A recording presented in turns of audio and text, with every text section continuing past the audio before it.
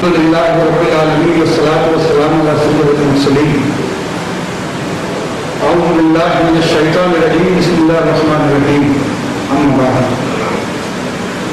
Seminar के इस इजलास में आज हमारे बीच पूर्व कैबिनेट मंत्री, सांसद एवं राष्ट्रीय अध्यक्ष अखिलकी मोर्चा जनाब अलहाज सैयद शाह नवाज हुसैन साहब जलवागर हैं, जिनके ताल्लुक से चंद बातें आपको बताना चाहता हूँ। आपका सिलसिला निसब हजरत नसीरुद्दीन चिराग ज़ीवी रहमतुल्लाह ताला अलैहि से आपका सिलसिला निसब है। नागपुर से जो हुज्जाज इकराम हरमैन तय्यबैन की ज़ियारत के लिए जहाज से जाना जो शुरू किया गया है, वो आप जब कैबिनेट मंत्री थे तो आप ही के जरिए ये सिलसिला शुरू करवाया गया था। ऐसा ही नहीं, पूरे मुल्क में बहुत सारी ऐसी जगहें हैं जहाँ से हुज्जाज इकराम को बहुत नज़दीक से हरमैन तय्यबैन की ज़ियारत के लिए भेजने का इंतजाम भी आप ही के जरिए हुआ है। आप भागलपुर से भारतीय जनता पार्टी के सांसद हैं, जिसमें 7.5 लाख मुसलमान बसते हैं। 5 साल तक खुद बखुद दिल्ली में आप मनोनीत रहे।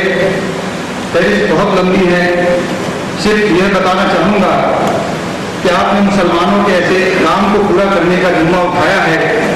अगर उसे पूरा कर लिया जाए तो मुसलमानों के हर मसले हल हो जाएंगे।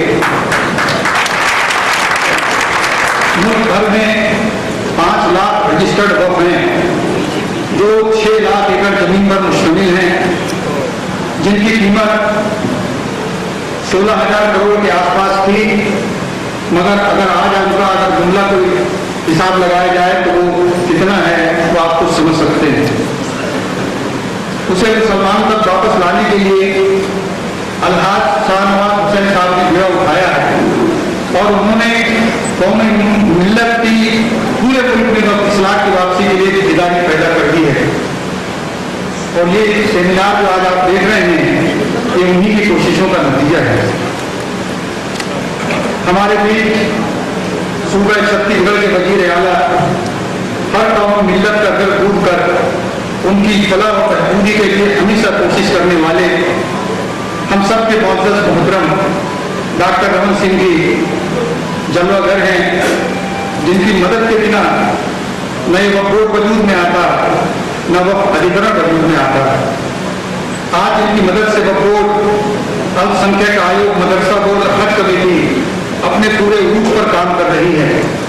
हर साल मुस्लिम समाज की संस्थाओं को काम पूरा करने के लिए आपके जितने 2 करोड़ रुपए की आपकी मदद मिलती है। भारतीय जनता पार्टी सरकार के मुखिया ने पहली बार 4 अध्यक्ष को मंत्री पद की सुविधाएं दी और ईदगाह, कब्रिस्तान, दरगाह की बाउंड्री के लिए 2.5 करोड़ से ज्यादा की मदद की है। और यह सब मुमकिन हुआ भारतीय जनता पार्टी में हम सबके मुखिया डॉक्टर रमन सिंह जी की वजह से। आपकी रहनुमाई यहाँ पर भी वक्त जायदाद और इखलाक को हड़पने का सिलसिला चल पड़ा है, जिसके रुकने के कोई आसार दिखाई नहीं देते। मुंबई का वाक़या इसकी ताज़ा तरीन मिसाल है, जहाँ रिलायंस कंपनी के सदर नसीब मुकेश अंबानी के ख्वाबों का महल तामीर करने की कोशिश की जा रही है। मुकेश अंबानी की सराजी पर ख्वाबों का महल दुनिया का सबसे मुनफरिद जाति घर बनाना चाहते हैं। वो वक्त है और उस सराजी को वापस लेने की कोशिशें सैयद शाह नवाज हुसैन की तैयारी शुरू कर दिया गया।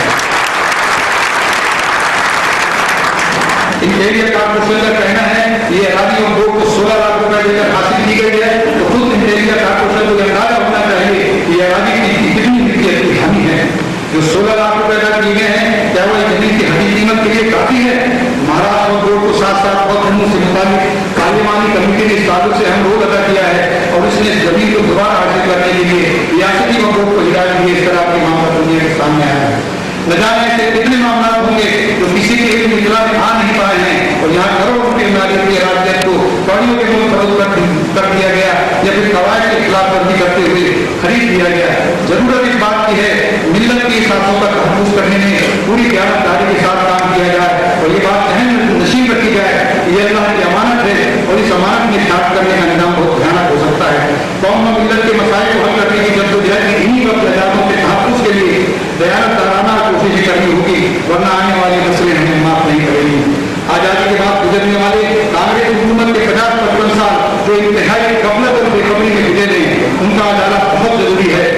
तभी मतलब नजीब में उनकी कोई हैसियत बन सकेगी, वरना मुख्यमंत्री जी डॉक्टर रमन जी के हाथ को आपको अब मजबूत बनाना है। और कांग्रेस पार्टी नुमाइशी तत्वों के जरिए उनके मसाइल हल करने का ढूंढ रचाती रहेगी, जिनसे उनका कोई भला नहीं चुकता। इसलिए आज 56 साल की उम्र कैद से आप तमाम मुसलमानों को बाहर आने की जरूरत है। जहां तक तालीम की बात है, जब मुसलमान ये महसूस कर रहे हैं उनके लिए तालीम का उसूल बेहद जरूरी है, तो उसके साथ जो अपने मसाइल की जाने की मुतवज्जे हो रहे हैं, इस मुल्क में उनकी मुश्तरका वसाइल से सबसे अहम और सरे फहरिस्त है वक्त इमलाक। वो जानते हैं कि अगर वक्त इमलाक का सही इस्तेमाल किया गया तो मुसलमानों के बहुत से मसाइल आसानी हल हो सकते हैं। मिसाल के तौर पर अगर उन्हें अस्पतालों, आला तालीमी दरसगाहों, नए दौर के तकाज़ों को पूरा करने वाले जदीद तकनीकी इदारों और प्रोफेशनल प्रोसेस के लिए उनकी जरूरत है, तो उनके जहन में फौरन ये बात पैदा होती है कि अगर वक्त इमलाक का जाएगा और दुरुस्त इस्तेमाल किया गया तो जरूरतों को पूरा करने में होने में कम से कम कोई माना दुश्वारी बाकी नहीं रह जाएगी। आज मेडिकल इंजीनियरिंग या मैनेजमेंट कार्य करने के लिए उन्हें करोड़ों रुपए की जरूरत है, तो ये खाते रकम चुटकी बजाकर किसी को इलाज से हासिल हो सकती है। लेकिन अफसोस की वक्त इमलाक और उनके हासिल होने वाली आमदनी तो उनका शिकार होने से जो मसाइल पैदा हुए हैं उनके सबब बहुत कम इमलाक ऐसे हैं जिससे हासिल शुदा आमदनी कौम की तामीर और तरक्की में इस्तेमाल हो रही है। वक्त इमलाक के मुसलमान को किस तरह का तालीम और आर्थिक सहयोग मिल सकता है, उसकी एक छोटी काटनी मिसाल कुल दरगाह से मिलती है, जहाँ ख्वाजा बंदा नवाब के सुधराज दरगाह ट्रस्ट ने एक वक्त कई तालीमी इदारे कायम कर रखे हैं और जिनसे हर साल हजारों मुस्लिम तलबा तैयार हो रहे हैं।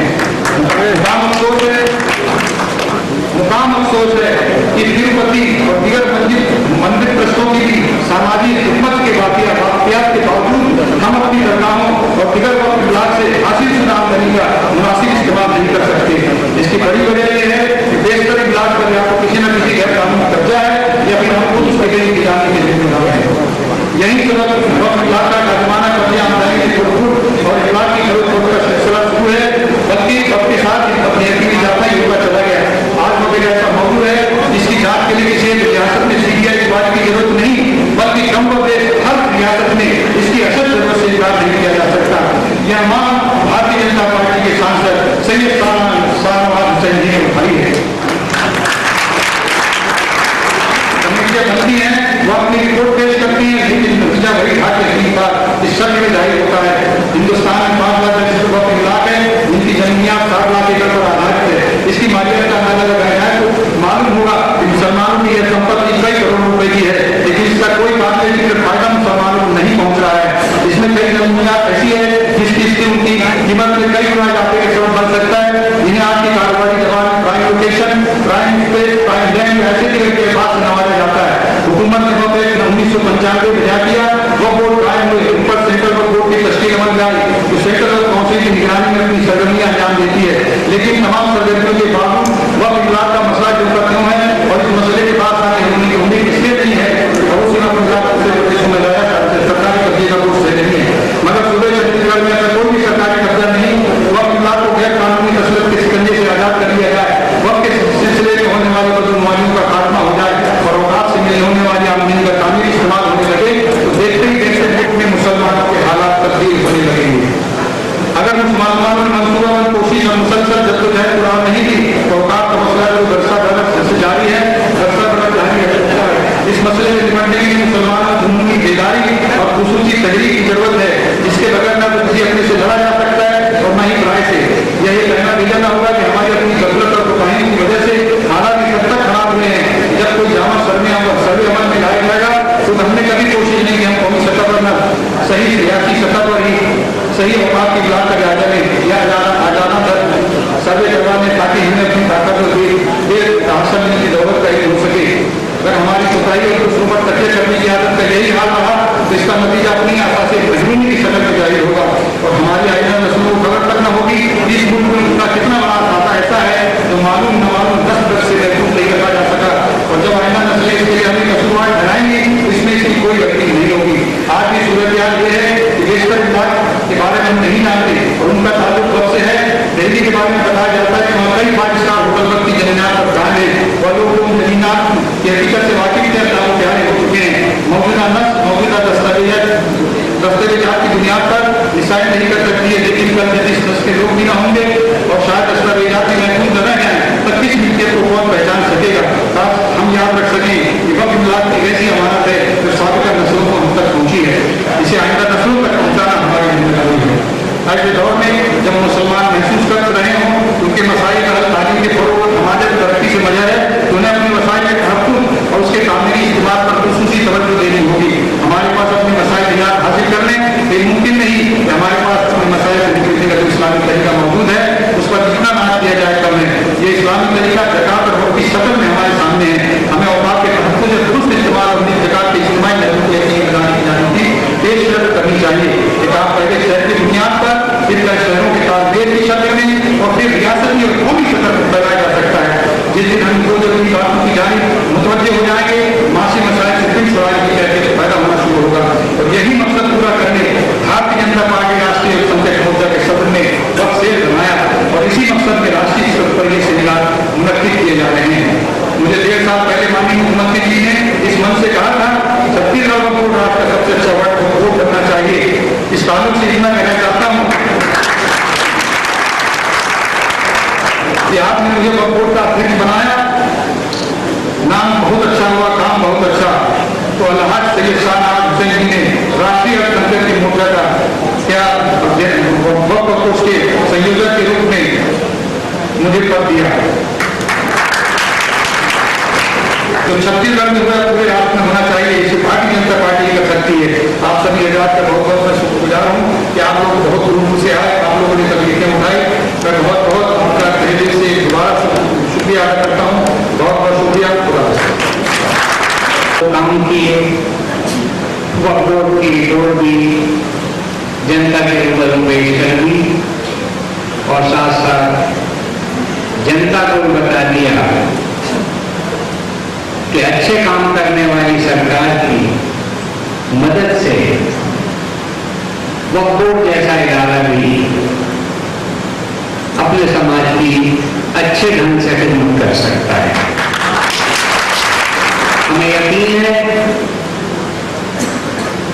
कि आप सब इस बात से इत्तेफाक करेंगे कि इस कौमी विरसे को, इस कौमी अमानत को संभालने वाले इसी कौम के लोग, और जिनको ये जिम्मेदारी दी जाती है, अगर वो ईमानदारी के साथ अपनी जिम्मेदारी को पूरा करते हैं, उनको इस जिम्मेदारी को लाने वाली सरकार उनकी पूरी तरह मदद करती है, सरपरस्ती करती है, तो इन्हीं कारणों से कौम की इतनी बड़ी खिदमत हो जाएगी कि सरकार को बहुत ज्यादा उसमें काम करने की जरूरत नहीं पड़ेगी। मुझे हुक्म हुआ है कि एक दो मुतवल्ली हज़रात कुछ अपनी बात रखना चाहते हैं। वक्त की कुछ कमी है,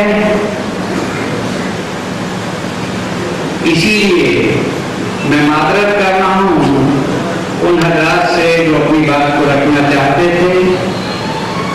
किसी और मौके पर उनको वक्त दिया जाएगा इसके लिए कि वो अपनी बात को ठीक ढंग से इन सभी लोगों के बीच में रख सकें। यहाँ इस हॉल में आप सभी का आना और इतनी बड़ी तादाद में लोगों का खड़े होकर पूरी तवज्जो के साथ सुनना इस बात का सबूत है कि आप पूरी तरह जागृत हैं। ये इस बात का सबूत है कि अच्छे कामों की हिमायत करने के लिए जनता हमेशा बेकरार रहती है। हमारे बीच अभी राजीव अग्रवाल जी तशरीफ लाए हैं। मैं हाजी सलीम अशरफी साहब से दरख्वास्त कर रहा हूँ तो राजीव अग्रवाल जी का स्वागत करें। मौके पर जनाब सत्यनंद राठे जी हमारे बीच मौजूद हैं। हालांकि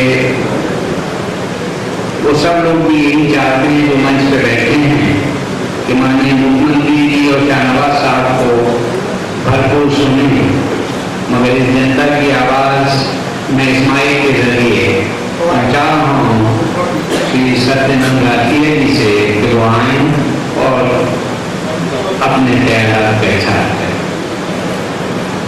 माननीय श्री दिलाराम कोटवानी जी इस कमेटी के अध्यक्ष, सम्माननीय सभी के हार्दिक धन्यवाद देता हूं, बधाई देता हूं, सबकी उज्ज्वल भविष्य की कामना करता हूं। विशेष करके मेरे लिए आज बड़ा सौभाग्य का दिन है और इसके कि अच्छे अच्छे कार्यक्रमों में ऐसे महान बुद्धिजीवी, ऐसे निष्ठावान, ऐसे मार्गदर्शकों का दर्शन करने का सौभाग्य बहुत ही कम मिलता है। सहयोग से आप सब लोगों से मैं आग्रह करूंगा कि सुझाव आए, मार्गदर्शन आए, ताकि हम हमारे प्रदेश के मुख्यमंत्री जी की जो मंशा है कि छत्तीसगढ़ का सर्वांगीण विकास होना चाहिए और इसमें हम सब मानव समाज समाहित है और चूंकि मानव समाज के ऊपर में विश्व में रहने वाले सभी जड़ चेतन अचेतन पशु पक्षी सब आश्रित रहते हैं, तो सबका सर्वांगीण विकास करना है तो निश्चित ही हमें सबके साथ में सहभागिता समभाव निभाते हुए कार्य करना है। मैं ज्यादा समय ना लेते हुए, क्योंकि आज मुझे निश्चित ही बहुत ज्यादा उम्र वाले भी और अनुभवी और बुद्धिजीवी मार्गदर्शक उपस्थित हैं और ऐसे सौभाग्य से मुझे दर्शन करने का लाभ मिल रहा है। इसलिए मैं आज अपने जीवन को मैं किताब में महसूस कर रहा हूँ। भविष्य में आप लोगों का सुझाव आए, मार्गदर्शन आए, हम इस सरकार के माध्यम से, शासन के माध्यम से, हमारे विभाग के माध्यम से हम बेहतर से बेहतर कैसा सुविधा दे सकते हैं, हम समाज का कैसा सर्वांगीण विकास दे सकते हैं, हमारा कैसा योगदान रहेगा, यह आप लोगों का सुझाव मुझे मिलता है। आज इस अल्प समय में मुझे बोलने का और सब लोगों का स्वागत करने का मुझे अवसर मिला। हम सब माननीय मुख्यमंत्री जी का और साहब जी का, हुसैन जी का हमें मार्गदर्शन प्राप्त होगा। आप सबको पुनः हार्दिक धन्यवाद बधाई देते हुए सबकी उज्ज्वल भविष्य की कामना करते हुए मैं अपने वाणी को विश्राम देता हूँ। जय हिंद, जय भारत।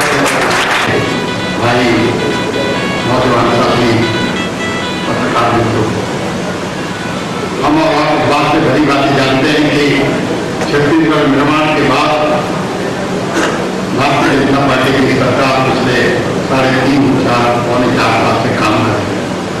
डॉक्टर रमन सिंह के नेतृत्व में जो प्रदेश का विकास हो रहा है, जो काम हो रहा है और जो चीजें आपके सामने हैं, मैं समझता हूँ कि 60 साल की आजादी के बाद, मध्य प्रदेश के 45 साल के बाद छत्तीसगढ़ के निर्माण में और पहली बार भारतीय जनता पार्टी की सरकार डॉक्टर रमन सिंह के नेतृत्व में काम करने वाली ने ये बात सिद्ध करके रख दिया है कि हिंदुस्तान की धरती पे जन्म लेने वाला हिंदुस्तान का हमारा हिंदुस्तान भाई सब एक सर्वांगीण विकास के लिए काम करने वाले, चाहे वो सड़क का विकास हो, पानी का विकास हो, चाहे वो स्कूल का विकास हो, चाहे चिकित्सा का विकास हो, हर समाज में, हर वर्ग में, सर्वहारा वर्ग में काम करने से आज 3.5 साल पौने 4 साल होने जा रहे हैं।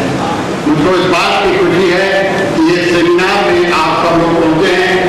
जो विषयों पर चर्चा होगी, जो सेमिनार का महत्व और सेमिनार के विषय पर चर्चा आप सब लोग करेंगे कि हमारे सरकार की जानकारी में आएगी, तो उसका भी लाभ समाज को, आप सबको मिलेगा, ऐसा मुझको विश्वास है।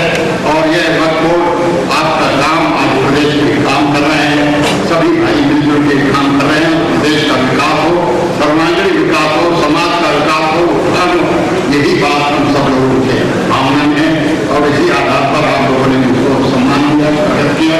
मैं आप सब लोगों का बहुत बहुत आभारी हूँ। धन्यवाद। हमारा आज का कार्यक्रम आप सबकी मौजूदगी से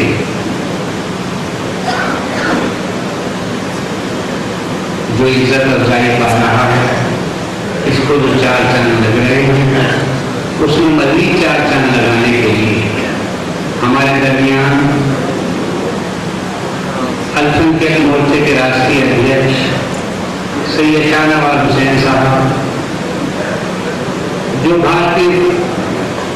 भारत सरकार में सबसे कम उम्र के कैबिनेट मंत्री रहे। एक ऐसे नौजवान जिन्होंने बचपन से ही मेहनत की, समाज की सेवा की और उसके नतीजे में समाज ने उनको भरपूर इज्जत दी, उनका समर्थन किया।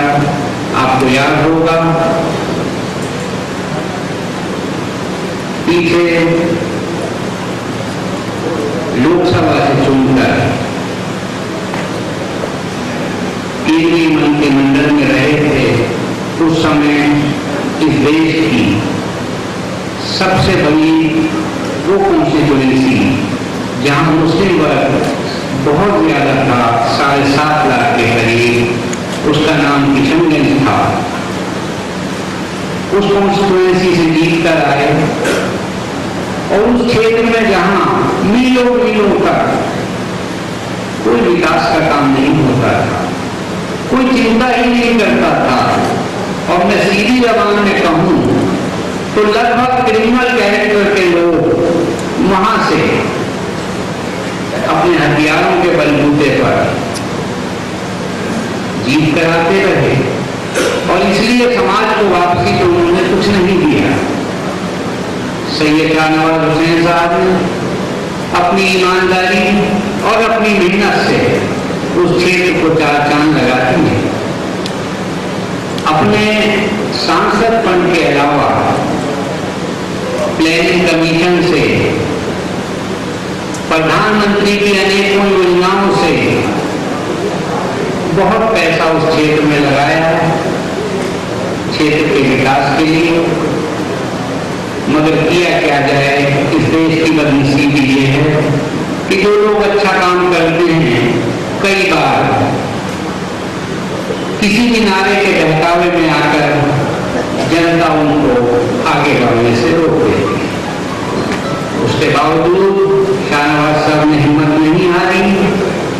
हालांकि आज भागलपुर से सांसद हैं, मगर किशनगंज के लोगों के साथ आज भी वही प्यार भरा रिश्ता है।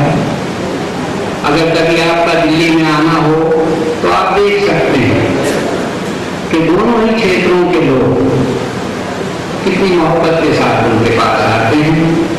शाहनवाज साहब नौजवान हैं, हौसलामंद हैं, अच्छे लोगों के साथ रहते हैं, अच्छे ही संस्कार लिए हुए हैं और उसके नतीजे में नए जोश के साथ जब राष्ट्रीय अध्यक्ष राजनाथ सिंह जी ने अल्पसंख्यक मोर्चे की जिम्मेदारी उनके कांधों पर रखी तो उन्होंने इसको एक चैलेंज के तौर पर कबूल किया और तभी से अपने समाज की सेवा में लगे। आज यहाँ उनका आना छत्तीसगढ़ के लोगों के लिए एक एहसास है। मैं समझता हूं कि आप लोग बेचैन होंगे सैयद शाहनवाज हुसैन साहब को सुनने के लिए, डॉक्टर रमन सिंह जी को सुनने के लिए। तो मैं बगैर किसी मजीद बात के सैयद शाहनवाज हुसैन साहब को दरखास्त करूंगा कि वो तशरीफ लाएं और अपने ख्यालात का इजहार करें। मंत्री हमारे साथ भारत सरकार में एक साथ काम करने वाले और छत्तीसगढ़ को नई ऊंचाई देने वाले, अपने शालीन स्वभाव से इंसानियत की यहाँ छत्तीसगढ़ में खिदमत करने वाले जनाब रमन सिंह साहब, यहाँ पर मौजूद अल्पसंख्यक मोर्चा के प्रभारी लीलाराम जी, डॉक्टर श्री छगन मुंडा जी, राजीव अग्रवाल जी,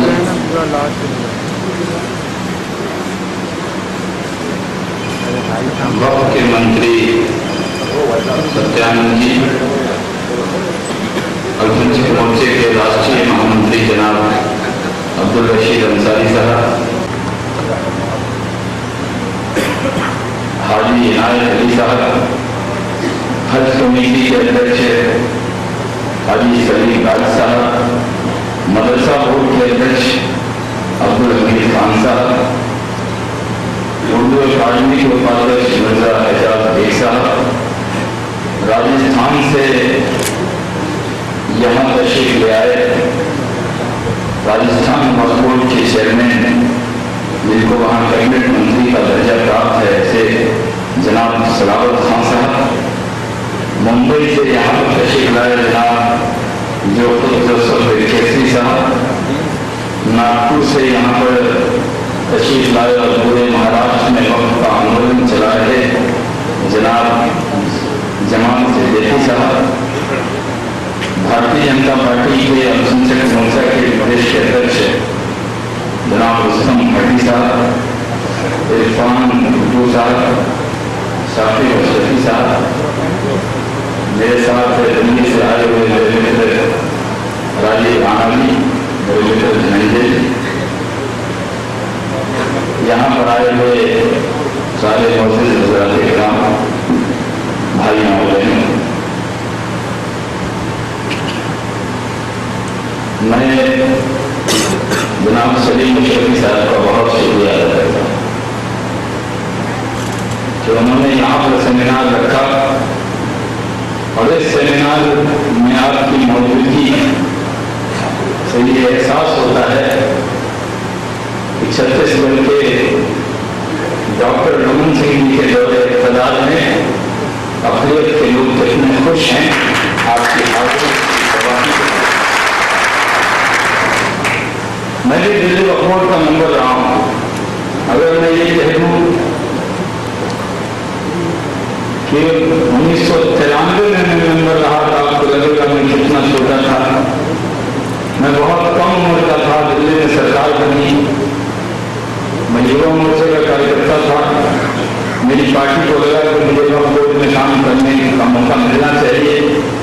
ऐसे मैं बिहार का रहने वाला हूँ, लेकिन दिल्ली वक्फ बोर्ड में मुझे 93 में भारतीय जनता पार्टी ने मेंबर बनाया और जनाब अब्दुल बशीर अंसारी साहब भी मेरे साथ वक्फ बोर्ड के तब से मेंबर। मैं वक्त को समझता हूँ। कई बार होता है कि जो नेता लोग होते हैं, जब बोलने खड़े होते हैं, उनको पता नहीं होता ये है क्या, लेकिन माइक एक ऐसी चीज है जो सब कुछ सिखा देती है। कुछ अगर पता नहीं भी हो तो वक्त के बारे में कुछ बातें कह दी जा सकती हैं, लेकिन मैं आपके पास जब खड़ा हूँ तो मैं दिल्ली वक्फ बोर्ड के मेंबर के नाते जो मेरा 5 साल का एक्सपीरियंस है वो जानता हूँ। मेरी उम्र पे मत जाइएगा, मेरी उम्र कम है, लेकिन मैंने डॉक्टर रमन सिंह जी के साथ केंद्र में मंत्री के साथ काम किया। और आपको राज की बात बता दूं, मैं और डॉक्टर साहब एक ही साथ बैठते थे और हम लोग आपस में ज्यादा वक्त जब काम करना हो तो बहुत हंसी मजाक में वो वक्त गुजरता था। अगर डॉक्टर साहब चले आए यहाँ अध्यक्ष हो गए तो सबसे ज्यादा मुझे फील होता था। मैंने कहा एक अच्छा दोस्त बनाया था, वो भी बिछड़ गया, वो छत्तीसगढ़ चले गए।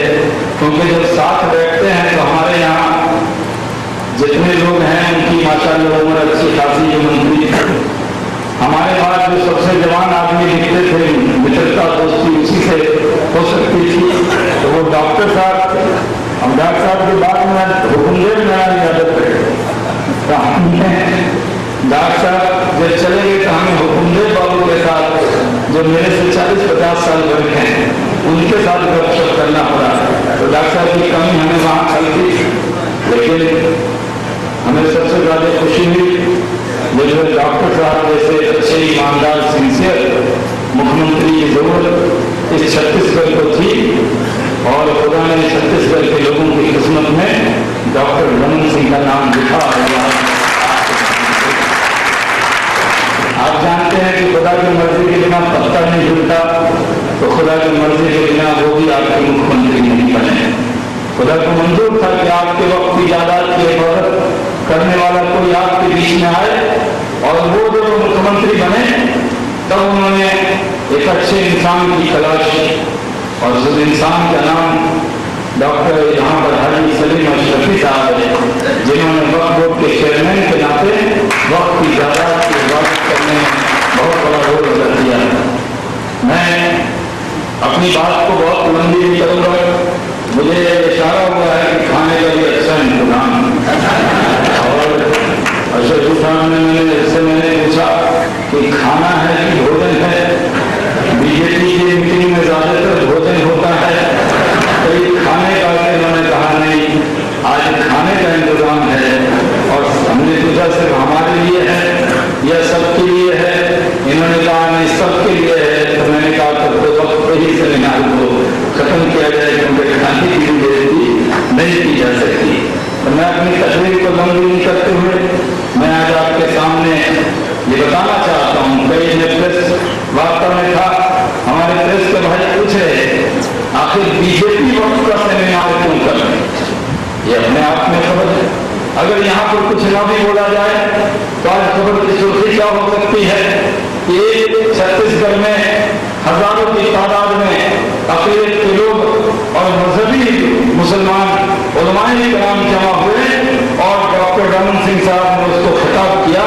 ये कोई छोटी खबर नहीं है, किसी के लिए बहुत बड़ी खबर है। क्योंकि जिस तरह की गलतफहमियां बनाई गई, आज हमारी सरकार, छत्तीसगढ़ में हमारी सरकार खिदमत का जिम्मा, खुदा ने हमें खिदमत का जिम्मा यहाँ बीजेपी को दिया है, इसलिए हम आपकी खिदमत करेंगे। और हमें जिस दिन मौका मिला है हमने आपकी खिदमत की। हम आज आपको कह सकते हैं, मैं उस डिटेल में, क्योंकि डॉक्टर सलीम अशरफी साहब ने जिस तरह की बातें कही है, अगर उन बातों को मैं दोहराना नहीं चाहता, लेकिन मैं आपको कहना चाहता हूँ कि आज हमने अपनी हालत क्या करी। जिस कौम ने औकाफ के लिए अपने, हमारे बाप दादा ने जो औकाफ बनाया था वो इसलिए नहीं बनाया कि उससे कब्रिस्तान पर, उससे मदरसे पर, उससे खानकाह पर जो जमीन उन्होंने अपने बाल बच्चे का पेट काट कर कौम के नाम वक्त किया, वो इसलिए नहीं बनाया कि आज उस पर मुकेश अंबानी उसके अंदर जमीन उन्होंने बनाया था।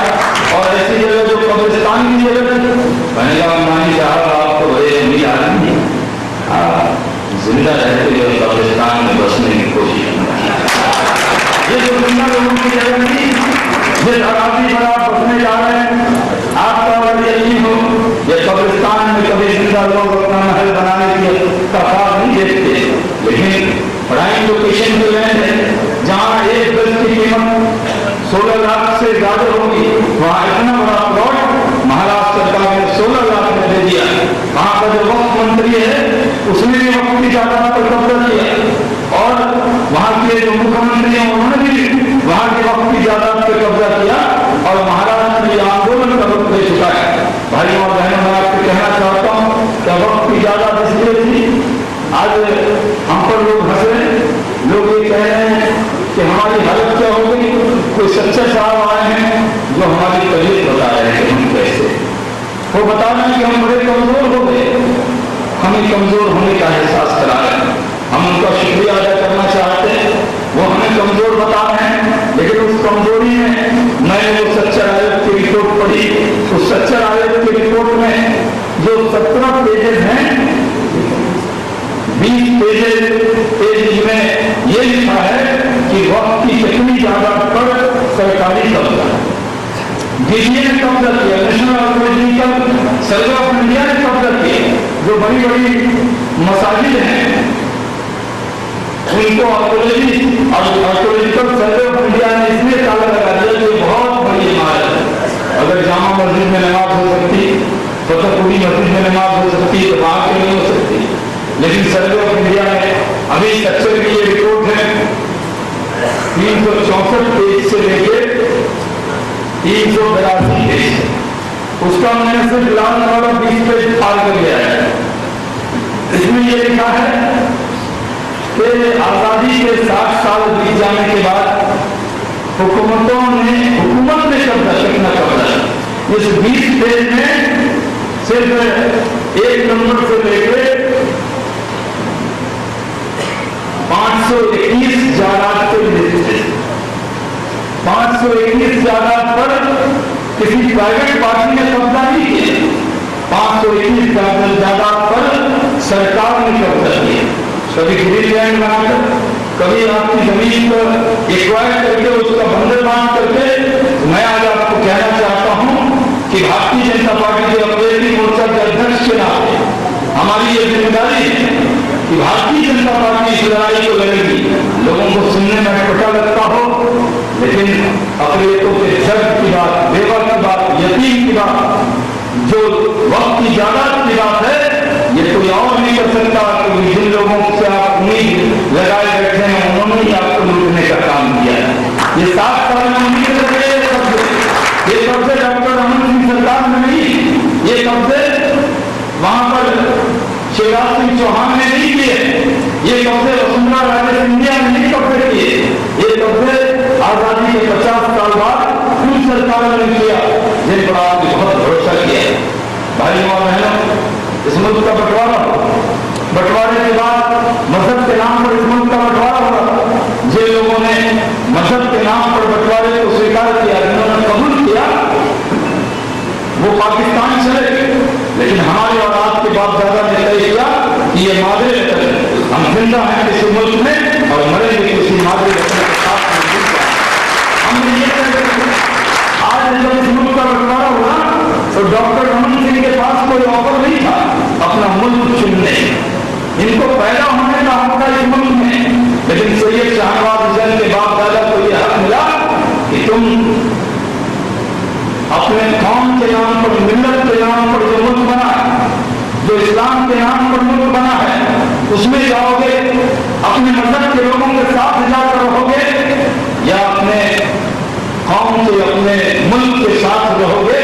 तब हमने तय किया कि हम मजहब के नाम पर बंटवारे को अस्वीकार करते हैं, हम नाकबूल करते हैं और हम हिंदुस्तान की तरफ बढ़ेंगे।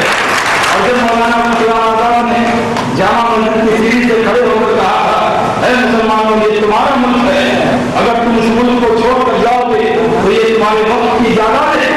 उनके भाषण में ये बात है, ये वक्त की जायदाद, ये कब्रिस्तान, ये जामा मस्जिद की मीनार तुम्हें रोड़ों पर बुला रही है और ये कह रही है कि अगर तुम चले जाओगे तो तुम्हारे आबा अजदाद के मज़ारों पर फातिहा पढ़ने कौन आए। अगर तुम इनको छोड़कर चले जाओगे तो मस्जिद का रखवाला कौन होगा।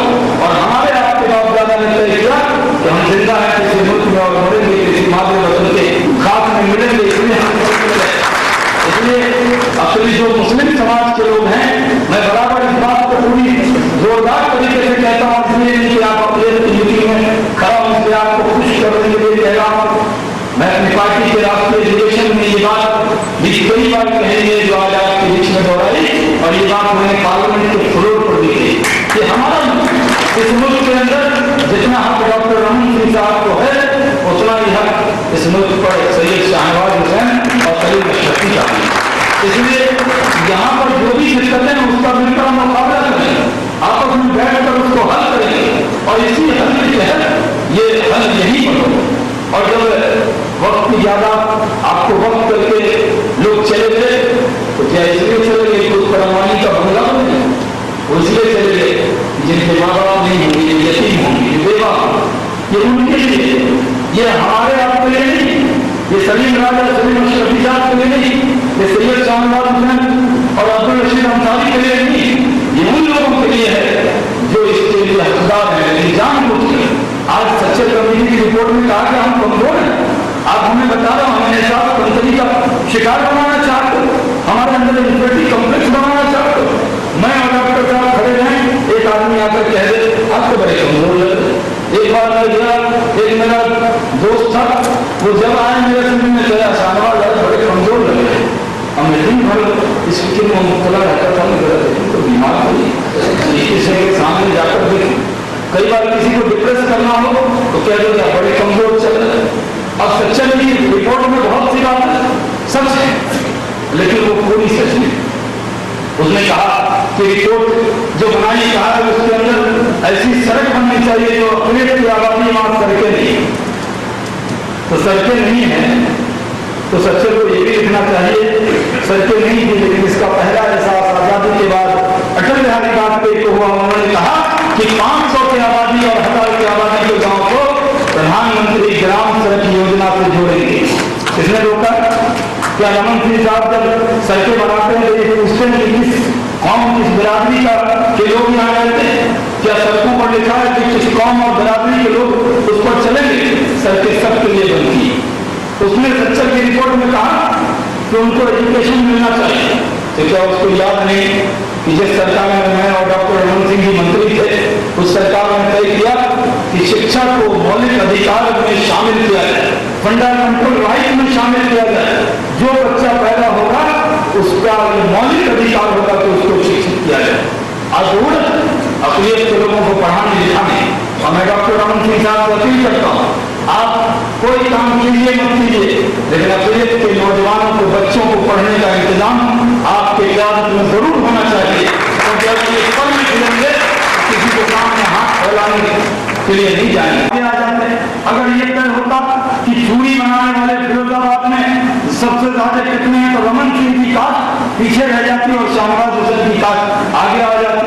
कुछ चीजें ऐसी अगर ये सर्वे सिर्फ अपर कास्ट के लिए हो जाए कि साथ दर्जी का काम करने वाले कितने लोग हैं, उसमें अगर कहा कि रमन सिंह जी की कास्ट उसमें तलाशी जाए तो कम हो जाए, उनको एहसास से कमतरी हो सकता है। ये सरकारी नौकरी के बारे में बात हो सकती है। और अगर फौज में मुस्लिम कम है, अब फौज में ये सर्वे होना नहीं चाहिए, लेकिन अगर फौज में मुस्लिम कम है तो क्या अटल बिहारी वाजपेयी उसका जो फौज की भर्ती करती है वो करने का जो नियम है वाजपेयी जी ने बनाया? किसकी गलती? ये जो सच्चर कमेटी की रिपोर्ट है ये एक आईना है, और ये आईना उनका है जिन्होंने रिपोर्ट बनवाई है, वो अपनी शक्ल इसमें देखे, ये उनके वजह से। इसलिए हम आपको कहना चाहते हैं, हम वक्त पे सेमिनार क्यों कर रहे हैं? क्योंकि इस रिपोर्ट को सरकार बाद में लागू करेगी और भारतीय जनता पार्टी का ऑपरेटिव मोर्चा इस पर पहले से काम शुरू कर रहा है। हम सरकार से 1 लाख की मांग कर रहे हैं। आप जानते हैं इस पर चर्चा पार्लियामेंट में होगी, और मैं सब बात यही बोल दूंगा तो पार्लियामेंट में क्या बोलूंगा, लेकिन पार्लियामेंट में मैं अपनी पार्टी का इकलौता मुस्लिम सांसद लोकसभा, और खुदा के शुक्र के साथ कह सकता हूं कि जब हम बोलने खड़े होते हैं तो बहुत सत्ता पक्ष के बहुत से लोगों की बोलती बंद हो जाती है। उनकी बोलती तो हम बंद करेंगे, जब पार्लियामेंट में खड़े होंगे तो पूरी तैयारी से खड़े होंगे। लेकिन आज यहाँ पर आए हैं तो एक बात आपके सामने कहना चाहूं, अगर सरकार चाहती मुसलमानों पर, अक़लियत के लोगों पर अगर सरकार मेहरबान होना चाहती है तो भारतीय जनता पार्टी को कोई काम नहीं है, जितनी भी सरकारी कब्जे हैं वक्त की जायदाद पर मनमोहन सिंह कैबिनेट करके डिसीजन ले लीजिए, भारतीय जनता पार्टी उसका सपोर्ट करती है और वो जायदाद मुसलमानों के हवाले कर दीजिए। मुसलमान अपनी तकदीर अपने हाथ से लिखते हैं, लेकिन हवाले नहीं करेंगे, लफाजी से काम नहीं चलेगा, काम से काम हो। जब आदमी काम के बीच में जाएगा तो काम करना पड़ेगा। आज बड़ी बातें होती है, मैंने मेरे बारे में बताया अब्दुल रशीद साहब ने, मैं वहां से भी एमपी रहा हूं जहां हिंदुस्तान में सबसे ज्यादा मुस्लिम आबादी है, किशनगंज। मेरी आवाज में अगर मैं दम के साथ बोलता हूं तो इसलिए बोलता हूं कि मैं चुनकर आता हूं। और वो किशनगंज जहां कभी सैयद शहाबुद्दीन एमपी हुआ करते थे, जहां कभी एमपी अकबर हुआ करते थे, और जब डॉक्टर रमन सिंह साहब यहां से जीतते गए तो मैं किशनगंज से जीत के गया, अटल बिहारी वाजपेयी जी के सरकार में वजीर रहा। और मैंने जब मुझे मौका मिला तो हमने ये कभी परवाह नहीं की कि हम बदनाम हो जाएंगे कि मुस्लिम का काम करें। हमारी पार्टी ने इजाजत दी और हमने काम किया। 4 जगह से हज की फ्लाइट जाती थी, 16 जगह से आगे रही है तो अटल बिहारी वाजपेयी की सरकार की देन। और आपसे तो मेरा खास रिश्ता है, आपके मुख्यमंत्री मुझे बैठकर आपकी तरफ से बधाई दें कि साहब आपने ये बड़ा अच्छा काम किया, नागपुर से हज की फ्लाइट कर दी, नहीं तो ये लोग दिल्ली या मुंबई जाते थे, बड़ी दुश्वारी का सामना होता, तो वो फ्लाइट हमने आपको एक स्टेट से 2 जगह कहीं फ्लाइट नहीं, लेकिन छत्तीसगढ़ और नागपुर इधर को देखते हुए मैंने वहां से फ्लाइट उड़ाई। और इसी का नतीजा है, ठीक है, एक चुनाव फिर भी लोकसभा जीता, 6 मंत्रालय चले, food processing industry minister, youth affair sports minister रहा, HRD मिनिस्टर रहा, जमीन के नीचे का कोयले का काम किया, आसमान के ऊपर का 30,000 फुट हवाई जहाज का काम किया। बाद में अटल बिहारी वाजपेयी जी ने मुझे आपके कपड़े का इंतजाम करने के लिए कपड़ा मंत्रालय, टेक्सटाइल मिनिस्ट्री, हमने काम किया।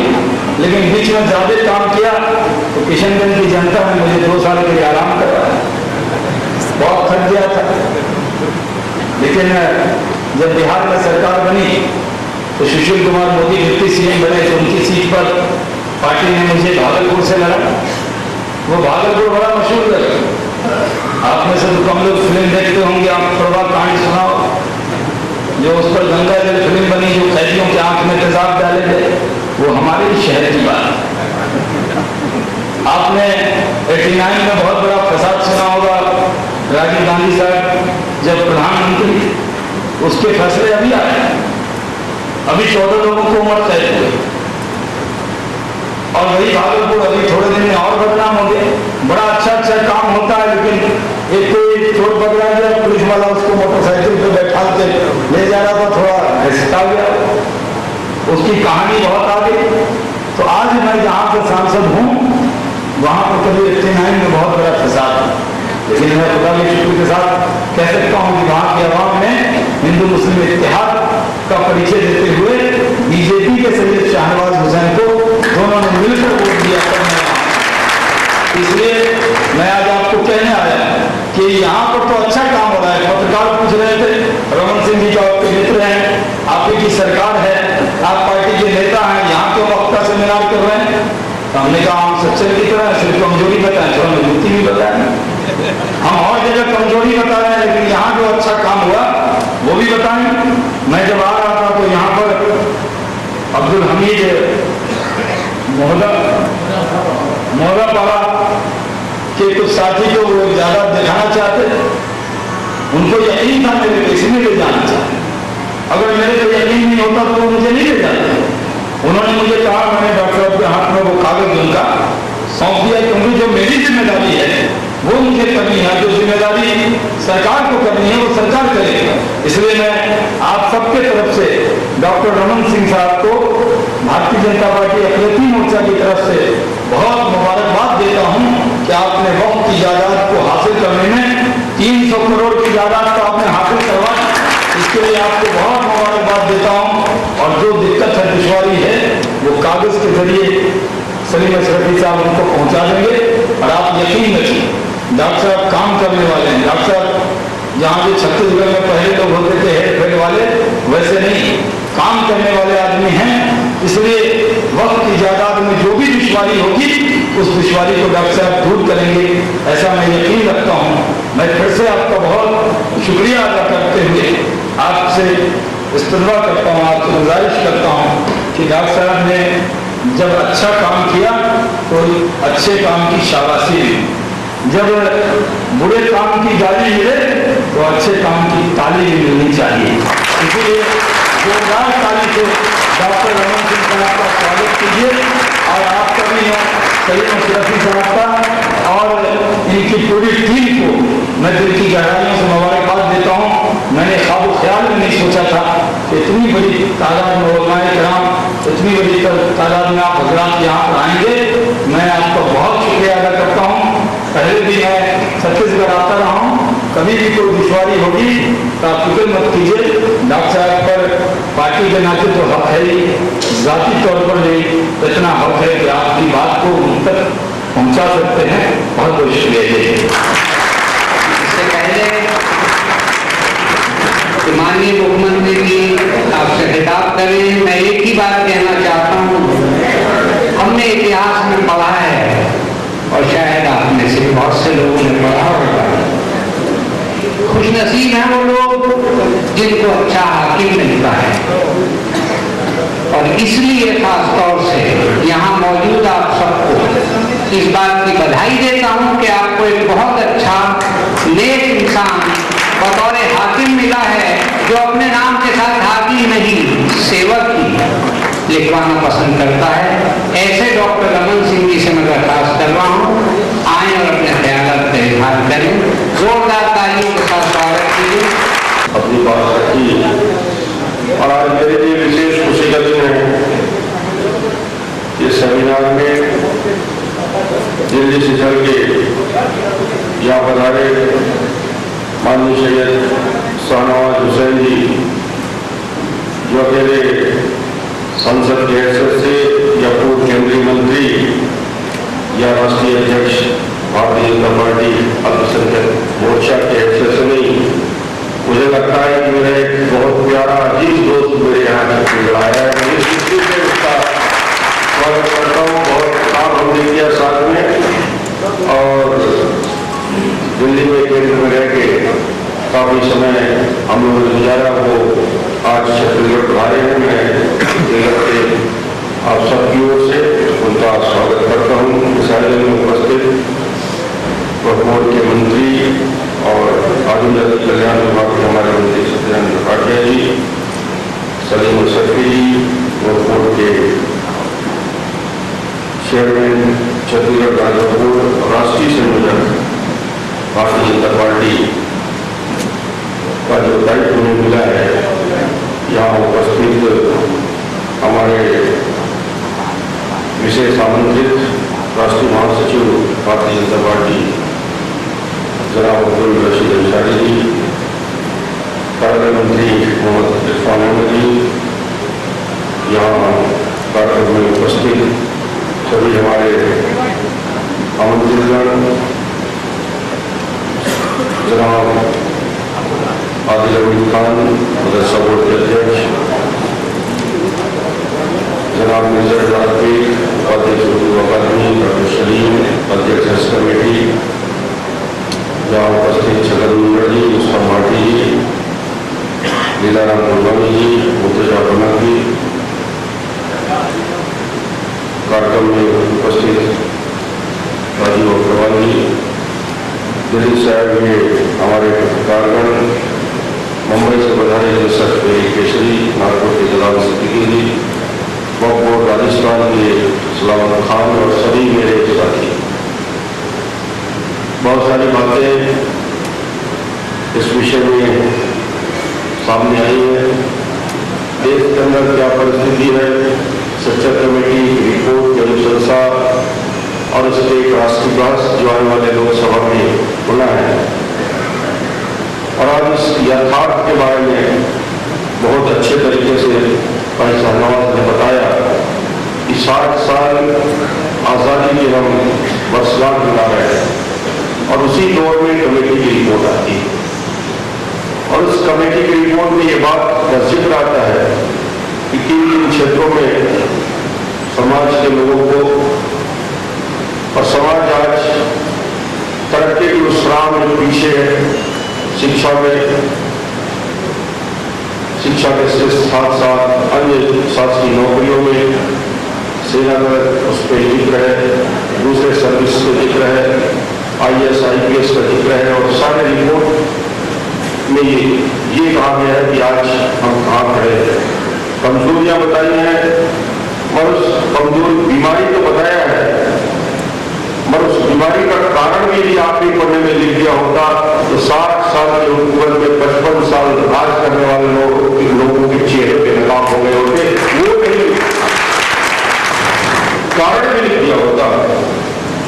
डायग्नोसिस तो किया आपने, सिम्टम्स तो बताया, उपाय भी बताने की जरूरत नहीं समझी, और क्यों है पीछे, क्या कारण है इस मुल्क में दिल्ली से लेकर छत्तीसगढ़ तक हिंदुस्तान की सारे संस्थाओं में एक साथ राज करने वाली संस्था आज इस आंसू बहाने वालों से यही प्रश्न समाज भी पूछता है, जिस बात को समाज पूछ रहे थे, इसके पीछे कारण क्या है, क्यों आज पूछ रहे हैं सभी क्षेत्रों में, और इसका उपाय क्या हो सकता है। इस विषय पर एक राष्ट्रीय बहस होगी, इस पर मैं आज लंबा नहीं बोलूंगा। और आज का विषय वक्फ संपत्तियों की सुरक्षा, विकास, प्रबंधन, आमदनी, अतिक्रमण से वापसी, और साथ ही साथ इस संपत्ति का कारण है, जिस वजह से संपत्ति को लोगों ने, पीढ़ियों ने, पुरखों ने दान दी है, उस संपत्ति का दान देने का कारण है कि इसका उपयोग आने वाली पीढ़ी में उन गरीबों को, उन विधवाओं को, यतीमों के जीवन को सुधार लाने के लिए किया जाए।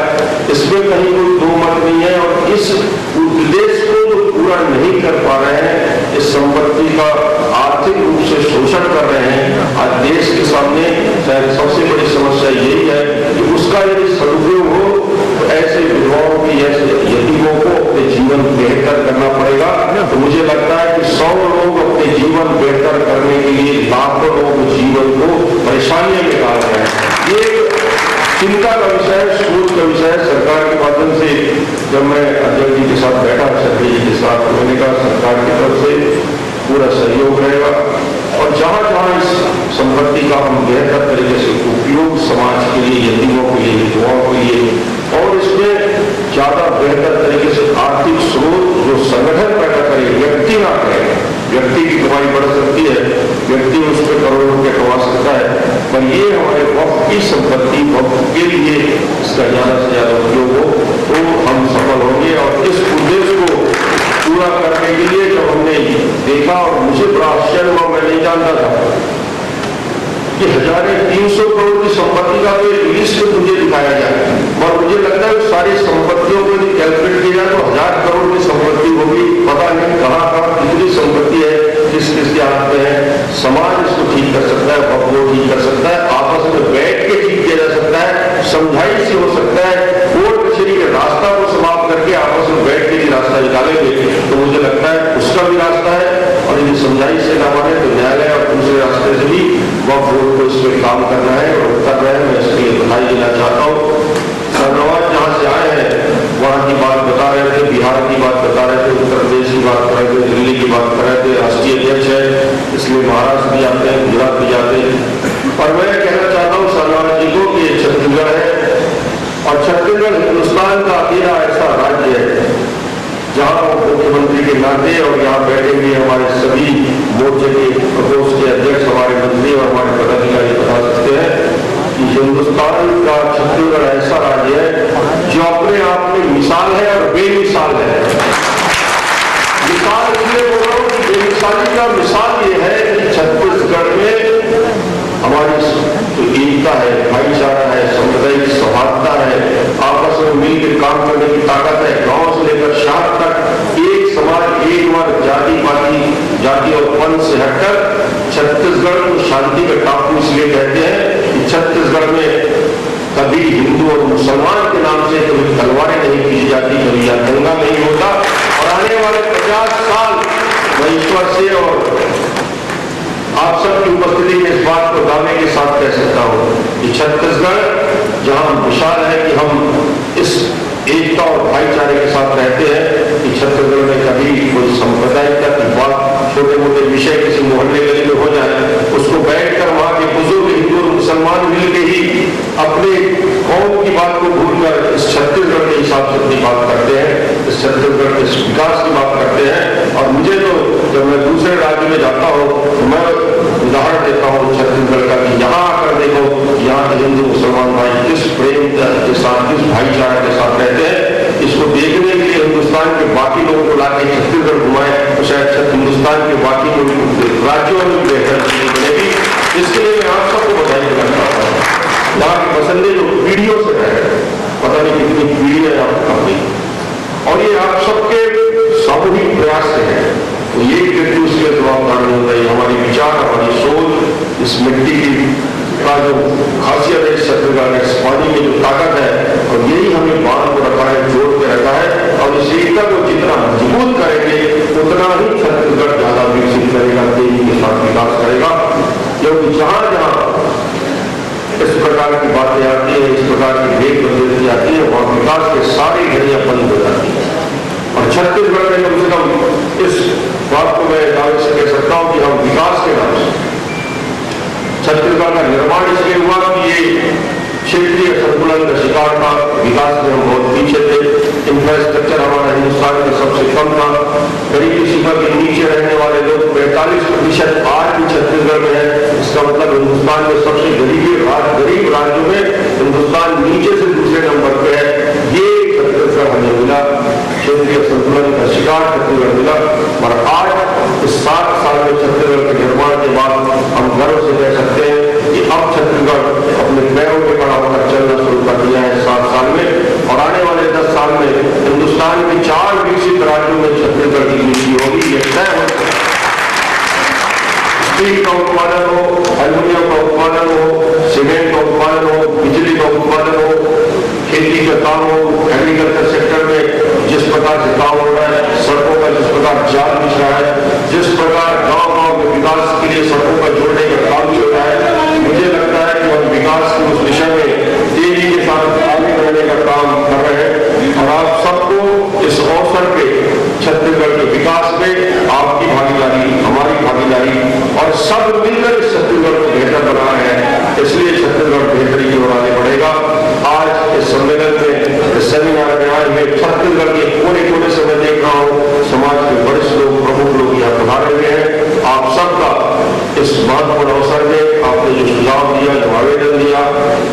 विश्वास मुझे दी और अलग अलग विषयों में आपने बात की।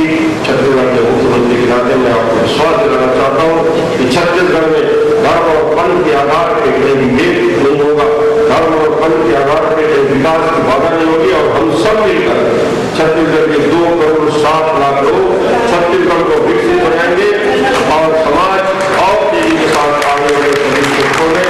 इसी आशा और विश्वास के साथ कि आज हमारे राष्ट्रीय अध्यक्ष जी यहाँ पधारे हैं, आपके साथ दिन भर के भी आज चर्चा हुई और आपके साथ बात करेंगे। मैं आप सबको इस विश्वास के साथ जाने वाला कल छत्तीसगढ़ में और बेहतर होगा और आप सबके सहयोग से आप सबको